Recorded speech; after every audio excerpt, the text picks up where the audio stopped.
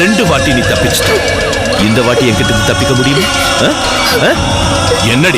என்னடி முறைக்கிற? இந்த வாட்டி உன்னை காப்பாத்த கடவுளால கூட முடியாது.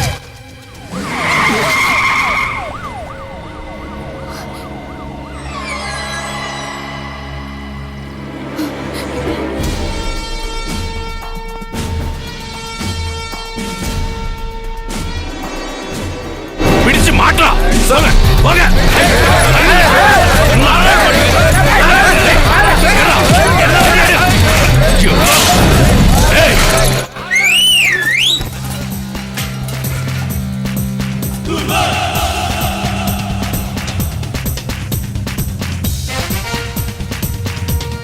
பாருங்க சார், நான் இங்க இருக்கிற ரோட்டு கடை யூனியனோட பிரசிடென்ட் தான். அலப்பறை பண்ணாலும் ஏதாவது பிரச்சனை வந்துடுச்சுன்னா நாங்க எல்லாரும் ஒன்னும் சேர்ந்துருவோம். இந்த அக்காவை நான் கூட்டிட்டு போறேன். நீ போடா. நீ என்ன சேஸ் பண்ண பார்க்காத. வண்டியோட சாவி என்கிட்ட தான் இருக்கு. ரோட்டு கடை யூனியன், ரோட்டு கடை யூனியன், ரோட்டு கடை யூனியன். போலீஸா இருந்தாலும் எங்க ஆளுங்க மேல கை வச்சா நாங்க சும்மா இருக்க மாட்டோம். போலீஸ் அரெஸ்ட் பண்ண இந்த பொண்ண போலீஸ் கிட்ட இருந்தே கடத்திக்கிட்டு வந்து டிஜிபி முன்னாடியே நின்னு பேசிக்கிட்டு இருக்க. உனக்கு எங்கதுரா இவ்வளவு தைரியம் வந்துச்சு? இது தைரியம்லாம் ஒண்ணும் கிடையாது சார், நம்பிக்கை தான். உங்க மேல நான் வச்சிருக்க நம்பிக்கை தான். உன்கிட்ட எனக்கு நிறைய நன்றி கடன் இருக்கு, பாசம் இருக்கு, நம்பிக்கையும் இருக்கு. ஆனா அதுக்கு இந்த மாதிரி ஒரு உதவி கேட்பேன் நான் எதிர்பார்க்க. உங்களை உயிரை நான் காப்பாத்துறதுக்காக திருப்பி நீங்க எனக்கு எந்த உதவியும் செய்ய வேண்டாம். நீங்க டிஜிபி ஆவீங்கன்னு இன்னைக்கு இப்படி நடக்கும்னு சொல்லிட்டு எதிர்பார்த்தாத உதவி நான் செஞ்சேன். சர்வீஸ்ல இருக்கும்போது 10-12 வாட்டி பனிஷ்மெண்ட் வாங்கினது ஆறுமுகத்துக்கிட்ட இருந்து இந்த அப்பாவி பொண்ணை காப்பாத்துறது தப்புன்னா என்ன அரெஸ்ட் பண்ணுங்க, புடிச்சு ஜெயில போடுங்க. அப்படி இல்ல என்ன அடிச்சு கூட கொல்லுங்க. உனக்கு புரியல இந்த போலீஸோட சட்டமும் நியாயம் இல்ல. போலீஸோட விசாரணை மொத்தமும் இப்போ உங்க மேலதான். இனி கூடிய சீக்கிரம் சட்டத்தோட முன்னாடி குற்றவாளியை ஒப்படைக்கணும். இனியும் லேட் பண்ணா அந்த குற்றவாளி தப்பிக்கிறதுக்கு நம்மளே உதவுன மாதிரி ஆயிடும். அப்படி பண்ணா இந்த பொண்ணு இன்னோசென்ட் நிரூபிக்கிறது உன்னால முடியாம போயிடும். இதுக்கு பின்னாடி யாரெல்லாம் இருக்காங்கன்ற அத்தனை விஷயத்தை நான் ஏற்கனவே நான் உங்ககிட்ட சொல்லிட்டேனே. உண்மை என்னன்னு நமக்கு தானே தெரியும். அந்த உண்மையை கரெக்டான எவிடன்ஸோட போலீஸ் முன்னாடி காட்டி கொடுத்தா எப்படி? எப்படி சார், நான் பெருசா ஒன்னும் படிக்கலனாலும் சின்ன மூலையில தோணுன விஷயத்த பத்தி சார் உங்ககிட்ட சொல்லட்டுமா? உங்களுக்கு விருப்பம் இருந்தா ஒத்துக்குங்க, இல்ல விட்டுருங்க.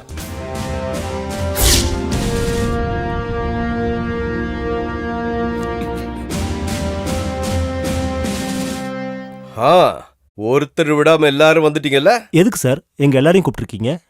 கொல்லப்பட்ட காவன் ஜோசப் உங்க ஹோட்டல் ரூம் எடுத்து தங்கினதுனாலையும் அக்யூஸ்ட் லட்சுமி மேனன் ஹோட்டல் ஓனரோட மகளா இருக்கிறதுனால தான் உங்களை இங்க கூப்பிட்டுருக்கேன். உங்களுக்கெல்லாம் ஒரு சந்தோஷம் தரக்கூடிய விஷயத்தை நான் சொல்ல போறேன். லட்சுமி ஒரு நிரபராதி. அந்த கொலையை செஞ்சது வேறொரு ஆள். போலீஸ் குற்றவாளியை அரெஸ்டும் பண்ணிருக்காங்க. என்ன சொல்றாரு இவரு? வினோத், குற்றவாளியை கூட்டிட்டு வா.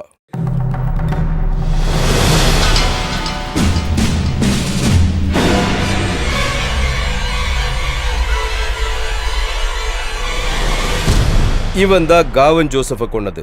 லக்ஷ்மி மேல இவனுக்கு இருந்த விரோதத்தினால அவன் மேல குத்தத்தை சுமத்துறதுக்காக இவன் தான் அந்த கொலையை செஞ்சிருக்கான். சொல்டா, நீ எப்படா இந்த கொலையை செஞ்ச? சொல்டா. முதல்ல டூப்ளிகேட் சாவி போட்டு பிளாட்டை திறந்துட்டேன். அப்புறம் இந்த ரவீந்திரன் சார் சொல்லி இந்த காவலை நான் போன் பண்ணி பிளாட்டுக்கு வர வச்சேன். அப்புறம் கத்தியை வச்சு ஒரே குத்து அவன் அங்கேயே காலி ஆயிட்டான். என்னுடைய நல்ல நேரம் அவன் கொஞ்சம் கூட கத்தவே இல்லை. ஆனா இவன் ஜாதகத்துல சுக்கிரன் உச்சத்துல நிக்கிறான். இன்டர்போல் $3 லட்சம் தலைக்கு விலை சொல்லி இருக்கிற ஒரு இன்டர்நேஷனல் கிரிமினல் தான் காவன் ஜோசப். அந்த தொகை இனி இவனுக்கு தான். அப்ப தண்டனை கிடைக்காதா? இல்ல, காசுதான் கிடைக்குமா? என்ன வேடிக்கை பார்த்து நிக்கிறீங்க? எல்லாத்தையும் ஓப்பனா சொல்லுங்க. இல்லனா எந்த கஷ்டமும் படாம அவன் காசு எடுத்துட்டு போயிடுவான். இங்க பாருங்க, $3 லட்சம் கிட்டத்தட்ட 5 கோடி வரும். கொஞ்சம் சொல்லுங்க சார். செல்லங்களா, நீங்களாவது சொல்லுங்க. முட்டையை முழுங்கணுமா நிக்கிறீங்களா? சும்மா வருமா 5 கோடி? இப்ப நீங்க சொல்லுன்னு வச்சுக்கோங்க, நான் சொல்லிடுவேன். என்ன நடந்தது நான் சொல்றேன் சார். சொல்லுங்க. அந்த காவனை கொன்னது இதோ இவன் இல்ல. இதோ இங்க நிக்கிறாரே இந்த ராஜன் சார் தான். ஒண்ணுமே தெரியாதவன் நிக்கிறாரு. இல்ல நான் தான் கொன்னது. காசு கிடைக்கும்னு சொன்ன உடனே போய் சொல்றா. கிடையாது கிடையாது கிடையாது. இங்க நிக்கிற இந்த ராஜன் தான் கொண்டாரு. பெட்டு வைக்கிறியா? வச்சிருவோம். 100 ரூபாய். Okay okay. இங்க நிக்கிற ராஜன் சார் தான் கொண்டாருன்னு நான் ப்ரூவ் பண்றேன். முந்தா நேத்து அந்த காவன் ஜோசப்ப வேற ஒரு விஷயம் சொல்லி பிளாட்டுக்கு வர வச்சது இதோ இங்க இருக்காரே இந்த ரவி சார் தான். நான் தான் காவனை கூட்டிக்கிட்டு வந்தேன். பிளாட்டுக்கு வந்த காவன் சார பின்னாடி இருந்து ஒரே குத்தா குத்தி பிளாட் ஆக்குனது இதோ இந்த ராஜன் சார் தான். முதல் தடவையா செஞ்சாலும் குத்துன உடனே அவன் செத்து போயிட்டான். எங்க முதலாளி கொடுத்து வச்சவர் தான். எனக்கு கொஞ்சம் ஷேர் வேணும். என் இடத்துல வேற யாராவது இருந்தா கொலை நான் தான் செஞ்சேன்னு சொல்லி காசு வாங்கிட்டு போயிருந்திருப்பான். சார் இவங்க நம்பவே நம்பாதீங்க. நான் தான் கொலை செஞ்சேன். உங்ககிட்ட ஆதாரம் இருக்கா? உங்ககிட்ட ஆதாரம் இருக்கா? இருக்கு. அப்ப சொல்லு. கொலை பண்றதுக்கு பயன்படுத்தின அந்த கத்திய ராஜ் பேலஸ்ல ஸ்ரீதர் சாரோட பெட் கடியில தான் வச்சிருக்கிறேன். அன்னைக்கு என்ன தூக்கி போட சொன்னீங்களே, போடாம இருந்தது இப்ப நல்லதா போச்சு இல்ல? இங்க கொஞ்சம் வாயே கோடீஸ்வரா, இங்க கொஞ்சம் வாயே. காசு வர நேரத்துல ஏயா இப்படி அடம் பிடிக்கிறேன்? இதோ பாருங்க. சாகர நேரத்துல காவன் சார் அவரோட நகத்தால ஒரு முதுகுல கீறிட்டாரு. அந்த ஆள் நகை வெட்ட மாட்டாரு. நீ குனிஞ்சது போதும், போய் ஓரமா நில்லு. இந்த ஆதாரம் எதுவும் பத்தலன்னா இன்னும் ஒரு பெரிய சாட்சி உங்க முன்னாடியே இருக்கு. அது யாரு? அட நான் தான்ப்பா, ராமன் கர்த்தா ஃப்ரம் வெள்ள கோயில். சாட்சி சொன்னதுக்கு ஏதாவது பரிசு கண்டிப்பா ஓட்லியும் ஜெயிலையும் அது ஸ்பெஷலா உங்களுக்கு கொடுப்பாங்க. அப்புறம் இந்த கொலைக்கு தேவையான எல்லா உதவியும் செஞ்சு இந்த சின்ன கொலைய பெரிய வெற்றி கொலையா மாத்துனது காக்கிக்குள்ள இருக்கிற கொலைகார சார். கொஞ்சம் முன்னாடி வாங்க. இவருதான் அந்த கொலைக்கான பிரெயினே. பார்த்தா தெரியாது. நாம கூட பழகினவங்கள மறக்க கூடாதுல்ல சார். பாவம், இவருக்கு ஏதாவது கொடுங்க. கொடுத்துறேன். எல்லாத்தையும் அரெஸ்ட் பண்ணியா சார்? என்ன சார் டாலர் கொடுப்பீங்கன்னு பார்த்தா இப்படி பண்றீங்க? என்ன சார் இது? யோ, குற்றத்தை கண்டுபிடிக்கிறதுக்கு போலீஸ் நிறைய யுக்திகளை பயன்படுத்தும். Thank you mister Kumar. இது குமாரோட ஒரு சின்ன அறிவு. நீங்க அதுல விழுந்துட்டீங்க. இல்லன்னா இந்த முட்டாளுக்குள்ள விழ வச்சுட்டான். சாட்சியோட புடிச்சு கொடுத்துட்டான்.